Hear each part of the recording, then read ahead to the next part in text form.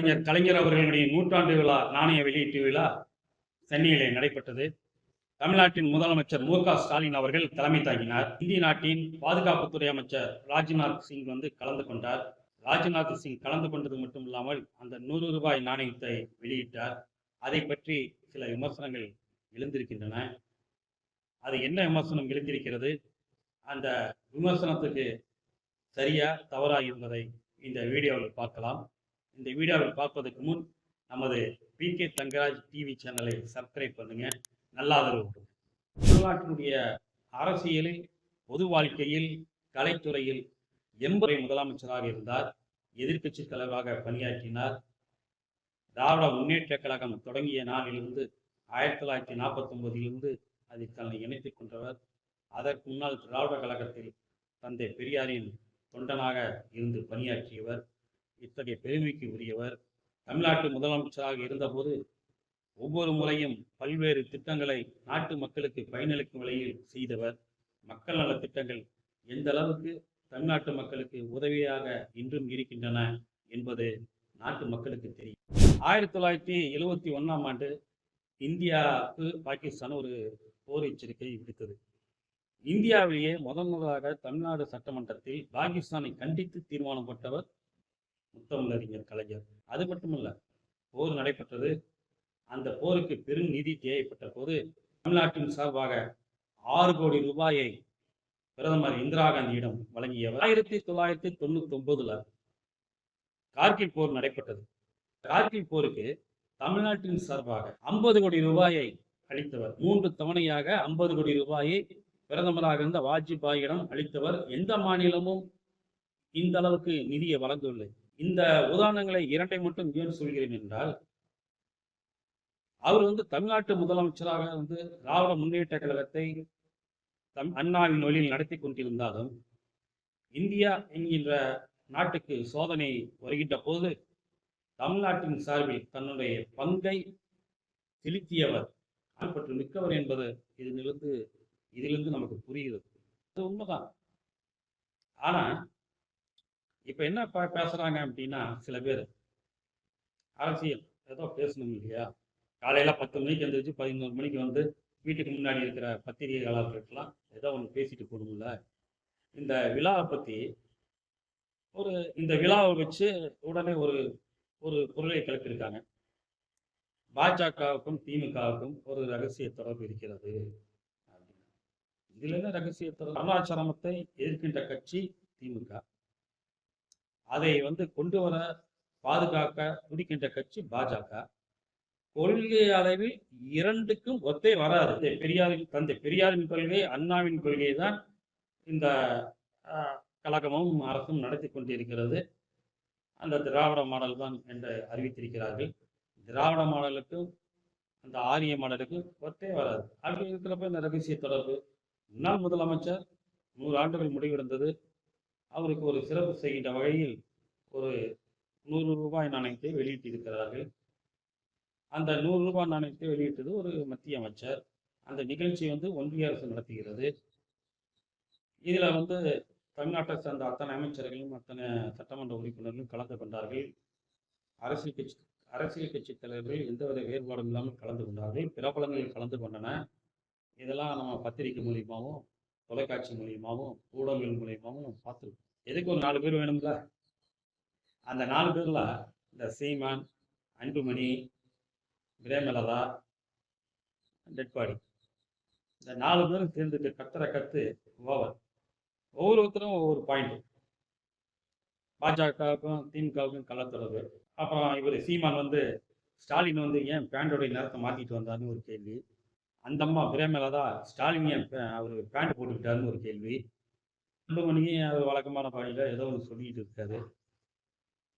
நம்ம என்ன சொல்றோம்னா, ஒரு தலைவருக்கு ஒரு விழா நடக்குது.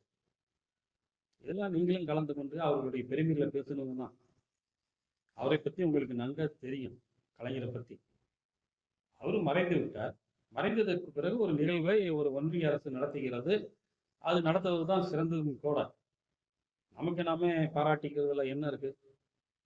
கலைஞரை வந்து என்றும் பாராட்டுகிற கட்சிகள் தமிழ்நாட்டில் திராவிட முன்னேற்ற கழகம், திராவிட கழகம் இருக்கு. அவருடைய கூட்டணி கட்சி தலைவர்லாம் அவரை இப்போ நினைவு கூறுவாங்க. தமிழ்நாட்டு மக்கள் நினைவு நமக்கு நம்மளை பாராட்டுகிற என்ன இருக்கு? முன்னாள் முதலமைச்சர் சொல்றாரு, நாங்கள் எம்ஜிஆர் அவர்களுக்கு வந்து விழா நடத்தினப்ப நாங்கள் யாரையும் கூப்பிடலையே, பிரதமராக இருந்த நரேந்திர மோடியை கூட நாங்கள் கூப்பிடலையே அப்படின்னாரு. அது பச்சை பொய். அதை வந்து அவர் கூப்பிட்டாரு.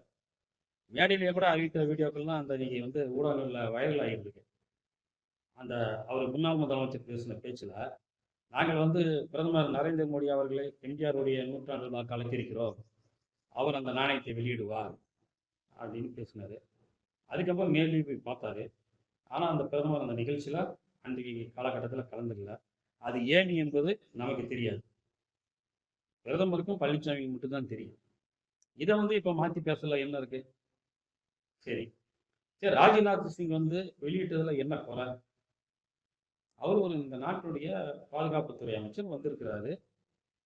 அரசியலில் நீண்ட காலமாக இருந்தவர், உத்தரப்பிரதேசத்துடைய முதல்வராக இருந்தவர், பாரதிய ஜனதா கட்சியில் இன்னைக்கு வந்து ஒரு மைனாரிட்டி அரசில் இன்னைக்கு இருக்கிறாரு. அவர் வந்து வெளியிடுதானே சரி, அதான் சரியும் கூட. சீமான் என்ன சொல்றாருன்னா, அந்த 100 ரூபா காசு வெளியிட்டு என்ன பிரயோஜனம்?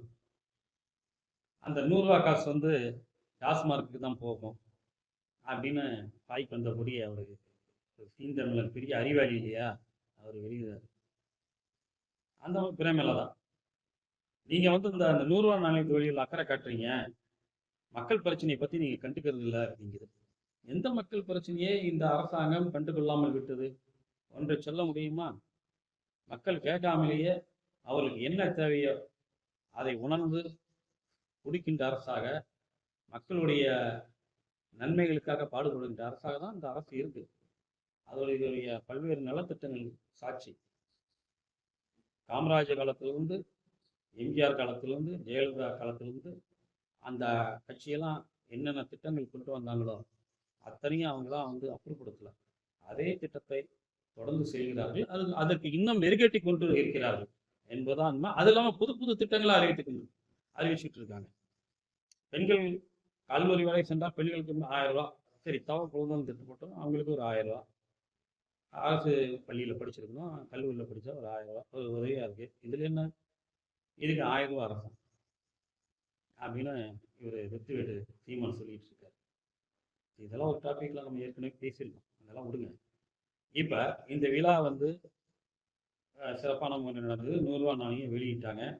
சீமானுக்கு என்ன சொல்றோம்னா, இந்த 100 ரூபா நாணயம் வந்து மற்ற நாணயங்கள் மாதிரி புழக்கத்துக்கு அதிகம் வராது.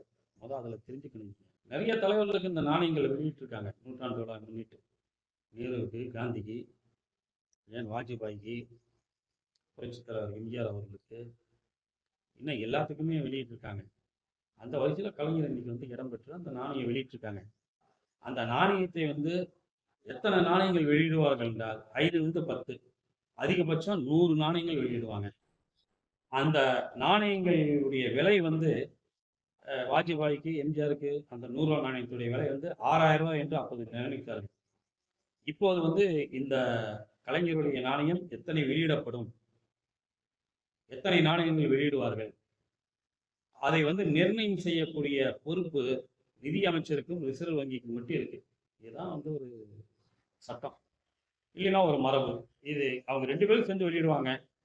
ஒரு 100 நாணயங்கள் வெளியிடலாம் என்று நம்ம எதிர்பார்க்குறோம். அந்த 100 நாணயத்துடைய விலையை 6000 ரூபாயா, இல்லை 7000 ரூபாயா, 10,000 ரூபாயா அப்படின்னு நிர்ணயம் செய்யக்கூடியது அவங்களுடைய பொறுப்பு. சாதாரணமாக அது எல்லாத்துக்கும் புழக்கத்துக்கு வராது. இது ஒரு கௌரவிக்கிற அளவுக்கு வெளியிடக்கூடிய நாணயம். எல்லாம் தெரிந்த மாதிரி பேசுற சீமான் முதல்ல அதை தெரிஞ்சுக்கணும். சீமானுடைய பேச்சு நாளுக்கு நாள் வேகமாக போயிட்டு இருக்கு, அசிங்கமாக போயிட்டு இருக்கு, கேவலமாக போயிட்டு இருக்கு. தமிழ்நாட்டில் ஒரு தரைக்குறவான பேச்சுகளை பேசி மற்றவர்களும் எதிர்பார்க்க வேண்டும் என்று நினைக்கிற அளவுக்கு அவர் செயல்படுகிறார். ஆனால் சீமானுடைய திட்டம், சீமான் இந்த மற்றவங்களுடைய திட்டமும் நடக்கும்னா நடக்கவே நடக்காது. இதில் ஒன்றும் இல்லை. அந்த பெரியாருடைய கொள்கையில தான் இன்னைக்கு தமிழ்நாடு நடக்கும், அண்ணாவின் பாதையில் தான் நடக்கும். அவர்கள் 2 பேர் மட்டும்தான் என்றும் எப்போதும் தமிழ்நாட்டை அளவுக்கு நடத்துவார்கள். இதில் எந்த மாறுதலும் இல்லை. இதில் வந்து யாருக்கும் ஐயம் இல்லை. முக்கியமாக உங்கள் வேலையை நீங்கள் பாருங்கள். நான் பத்திரிகையாளர்கிட்ட போன 2-3 வீடியோவுக்கு முன்னாடி சொன்னேன். இந்த சீமான் பேசுறதெல்லாம் பொய்யாவே இருக்கு. அண்ணாமலை பேசுறது தான் அப்படிதான். நம்ம நான் பிராமில் தான் துடுக்குத்தனமாவே பேசிட்டு இருக்காங்க. அவங்க பேசிட்டோம். அவங்க அந்த நீங்க அவங்கள போய் பேட்டி எடுக்கிறதுனால தமிழ்நாட்டு மக்களுக்கு அவங்க என்ன சொல்ல வராங்க, அதனால என்ன நன்மை, இல்ல தமிழ்நாடு அரசுக்கு சரியான ஆலோசனைகள் ஏதாவது அவங்ககிட்ட இருந்து கிடைக்குதா அப்படின்னா அதுவும் கிடையாது. அதனால இவங்க அத்தனை பேர்த்தையும் நீங்க புறக்கணிக்கணும். தேவையில்லை, இந்த கட்சிகளும் தேவையில்லை அப்படிங்கிறது தான் அவனுடைய கருத்து. தமிழ்நாட்டில் ஒரு 2 இயக்கங்கள் இருந்தால் போதும். அது திராவிட முன்னேற்ற கழகம், அண்ணா திராவிட முன்னேற்ற கழகம், 2 அமைப்பு இருந்தால் போதும். நம்ம திராவிட இயக்கத்தில் பற்றலாத காரணத்தினால தான் நாம் இந்த இந்த இந்த இந்த இயக்கத்தையும் நம்ம வந்து பாதுகாக்கணும்னு நினைக்கிறோம். அதுதான் திராவிட சிந்தனை உள்ளவர்கள் நினைக்கக்கூடிய ஒன்று. அண்ணாவின் பேரில் ஒரு கட்சி இருக்கு, அந்த கட்சி இருக்கட்டும். இதுல வந்து இந்த மாதிரி உதிரி கட்சியெல்லாம் தேவையில்லை. பேசாம கலைச்சிட்டு போங்க. அந்த செய்வீங்களா இல்லைன்னா மக்கள் செய்ய வைப்பார்கள்.